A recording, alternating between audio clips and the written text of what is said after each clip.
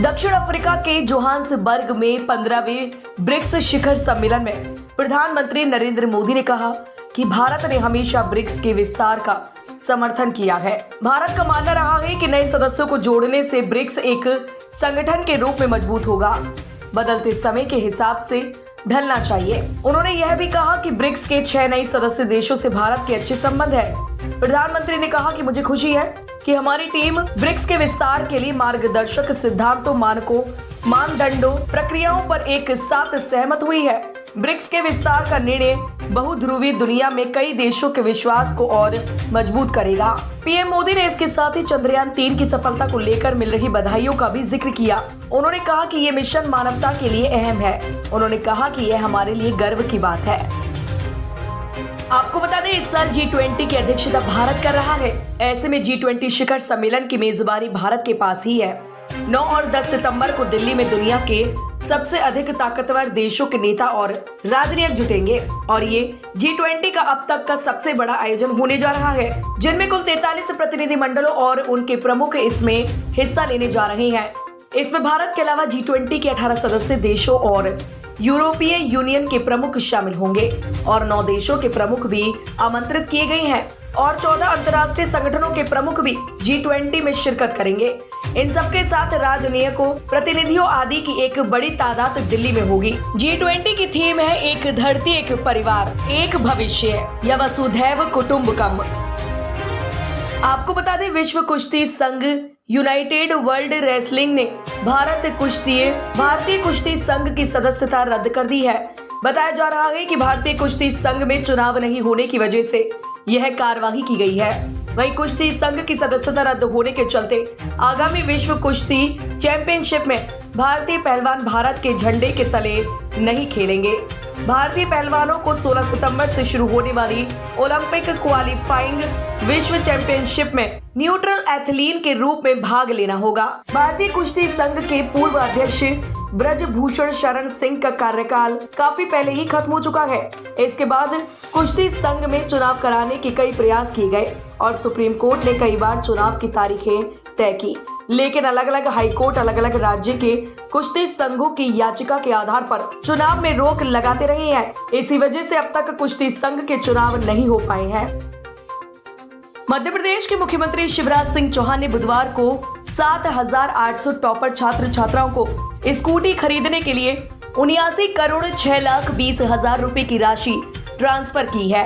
इतना ही नहीं, मुख्यमंत्री ने कुछ छात्र छात्राओं को अपने हाथों से स्कूटी भी सौंपी। आपको बता दें, शहडोल में आयोजित राज्य स्तरीय स्कूटी वितरण कार्यक्रम में मुख्यमंत्री ने कहा कि आज मैं बहुत खुश हूँ क्योंकि आज मेरे सभी टॉपर बेटे बेटियों को स्कूटी मिल रही है। वहीं सीएम ने कहा कि भांजे भांजियों की पढ़ाई में कोई दिक्कत ना रहे, इसके लिए हमने कई योजनाएं बनाई हैं। पूरी पढ़ाई फ्री में करवाई जाएगी।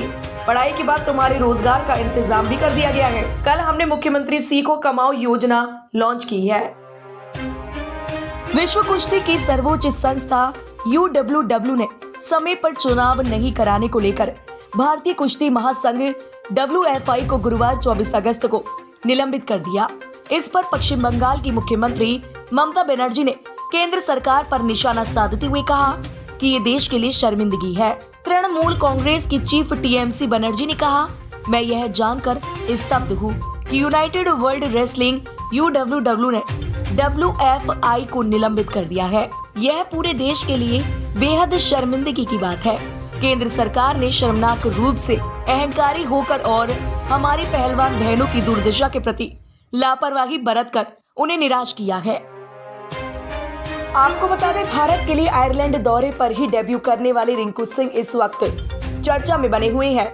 इसकी वजह है कि उन्होंने इंटरनेशनल क्रिकेट में पहली बार बल्लेबाजी करते हुए तहलका मचा दिया। रिंकू सिंह को दूसरे T20 मुकाबले में बेहतरीन प्रदर्शन के लिए प्लेयर ऑफ द मैच का अवार्ड भी मिला।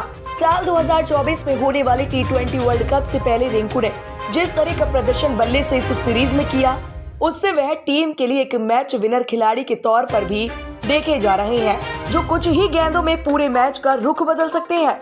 रिंकू ने 180 के तूफानी स्ट्राइक रेट से बल्लेबाजी करते हुए तहलका मचा दिया।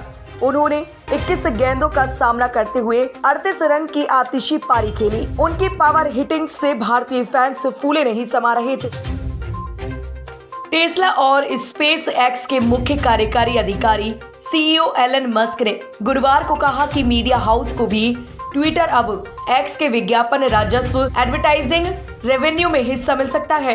अपने एक्स विज्ञापन राजस्व कार्यक्रम के माध्यम से क्रिएटर्स को भुगतान करने के बाद पत्रकारों को लुभाने के अपने नवीनतम प्रयास में एक्स मालिक ने अब मीडिया घरानों को पैसा बनाने के एक नई तरीके का प्रस्ताव दिया है। उन्होंने पोस्ट किया कि हमारा विज्ञापन राजस्व हिस्सेदारी कार्यक्रम उन संगठनों, समाचार या अन्य पर भी लागू होता है जो भाग लेना चाहते हैं। मस्क ने पत्रकारों को सीधे एक्स पर प्रकाशित करने और उच्च आय अर्जित करने के लिए आमंत्रित किया, क्योंकि उन्होंने मंच पर साझा किए गए समाचार लेखों से हेडलाइंस और टेक्स्ट को हटाना शुरू कर दिया था।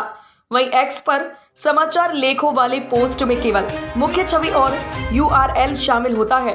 शीर्षक और पाठ को हटा दिया जाता है और लिंक केवल लेख की मुख्य छवि प्रदर्शित करते हैं।